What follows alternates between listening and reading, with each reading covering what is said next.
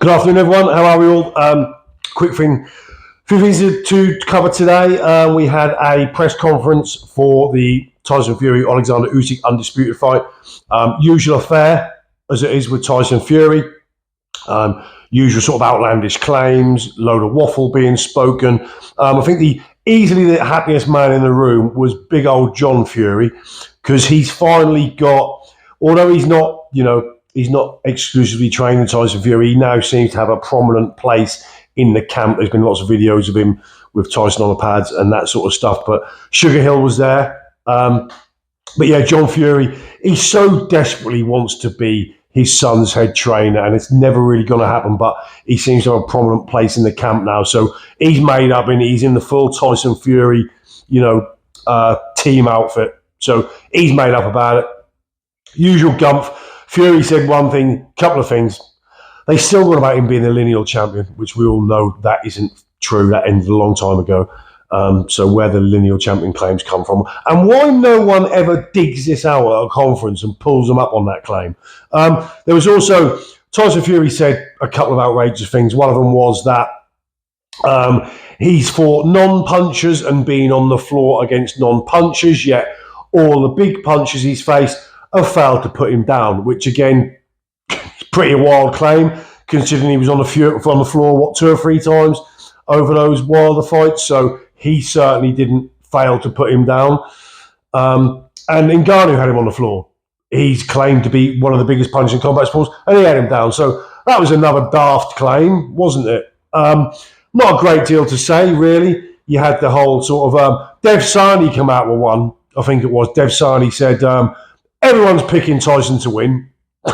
Again, another wild claim, because I'm pretty confident that if you took a poll, the split would be over 50% of people will be picking Usyk to win this fight. So, more fun and games from Team Fury. Quite easy to do when you haven't got the other camp there to dispute anything, and when the crowd is full of sort of Fury sympathisers, if you like. So, yeah, not a lot to go on to that.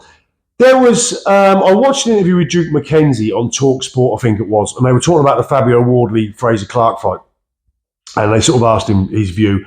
And Duke McKenzie said neither of those two guys were fit enough. And a lot of people would sort of be outraged at that. But Duke McKenzie's quite right. Anyone who's watched boxing for a long time will see that, those two were not in the physical shape in terms of cardio ability, in terms of managing the distance, as well as they should, because they were both pretty floundering after the midway point. And both had sort of almost emptied the tank by the midway point. The grit and balls and determination got them through to the end. But I went and watched yesterday, just as I do, had the afternoon off, so I sit and watch some boxing, and I watched Bo Holyfield 1 and 2. And when you compare, if you look at the output in those two fights, we'll just take those two fights as an example of sort of 90s boxing, early 90s boxing. And, I watched Tyson Holyfield 1 a few weeks ago, but I haven't done a revisit to sort of 90s stuff for a while. But you looked at the difference in output and work rate and durability and sort of endurance. And the levels are not comparable. And I know we can talk about Fraser Clark and Fabio Wardley and say on an experience level and on a technical level, they're not world class yet, which they're not, quite evidently. But when we look at terms of fitness levels, and drug use was far widely more used. It was less tested and stuff back in the day, but that doesn't always aid endurance athletes anyway. Not sort of testosterone and stuff like that. But you looked at those levels and the amount of shots thrown and the amount of shots landed, and they kind of look like different animals, a different species almost. Just outrageous. You all are going to see those fights, but if you haven't, go and, or even if you have, go revisit them, because you just forget, don't you? But you looked at that and you thought, yeah, Duke McKenzie's bang on. Their fitness levels weren't good enough, and that was, if you just watch that, and you can make all the excuses in the world, but at the end of the day, their fitness levels are not as good as they should be and could be. When you go and compare them to, like I say, Evander Holyfield versus Riddick Bowe, the first two fights, different worlds, I'm afraid. And then going on from that, kind of got me thinking.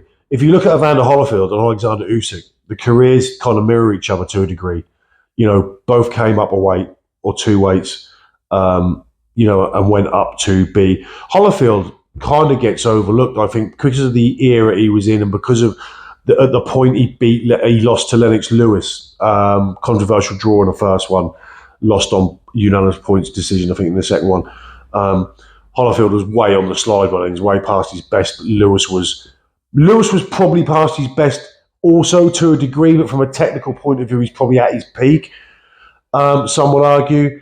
So, and then we take into account that when Holyfield beat Tyson, Tyson was past his best also. This is post prison, but when at the point when Evander Holyfield beat Riddick Bowe was a top line heavyweight, and I think Riddick Bowe, a lot of those '90s guys would have dominated a lot of the guys from this era. But it got me thinking about Holyfield and in comparing Holyfield to Usyk because their careers mirror each other so closely in terms of what they achieved and the weights they moved up at, and competing at heavyweight and being quite small heavyweights compared to the big guys. Who would you pick in a fight between a prime Holyfield and a prime Usyk?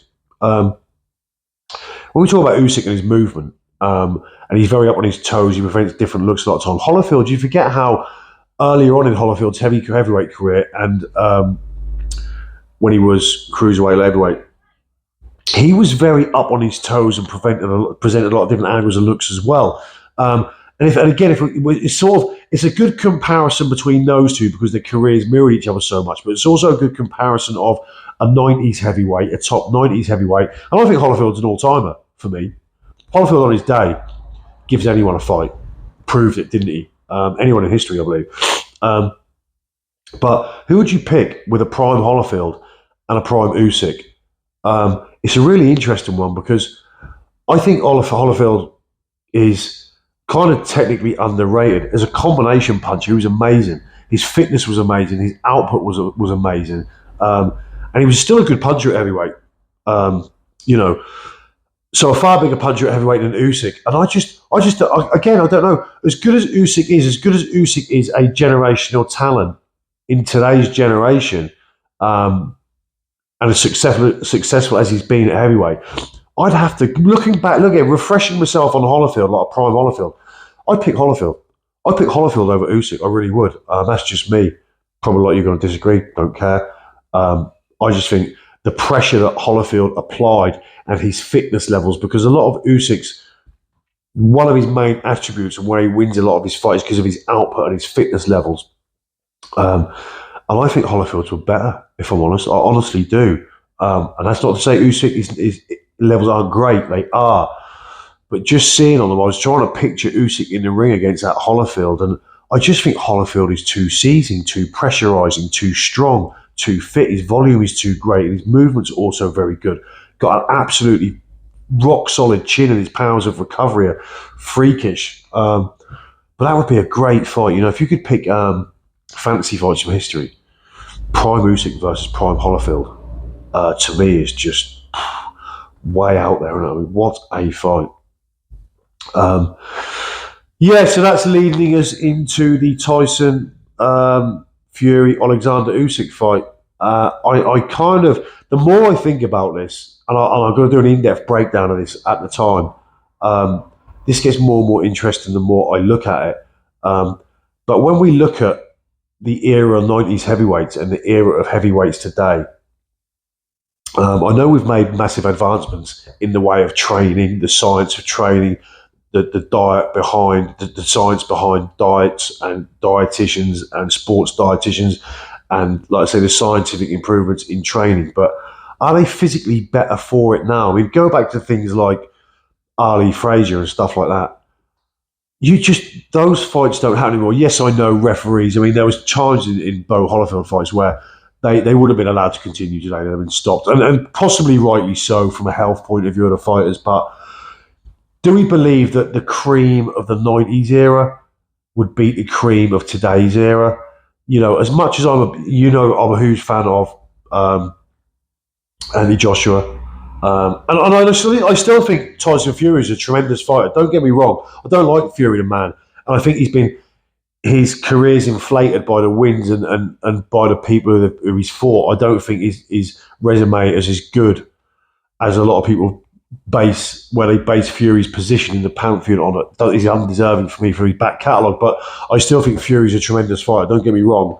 To all the Fury fanboys who come at me, I think Fury's a tremendous fighter. He is. But them eras don't match, do they? You pick the cream of the 90s. And not even almost second tier heavyweights from the 90s would live with possibly the best heavyweights today. So, yeah. So what you guys think? Let me know. Quick video. We've got the Gill versus Barrett this week. I'm looking forward to covering that one. Quick video. I'll see you all soon. I'm out.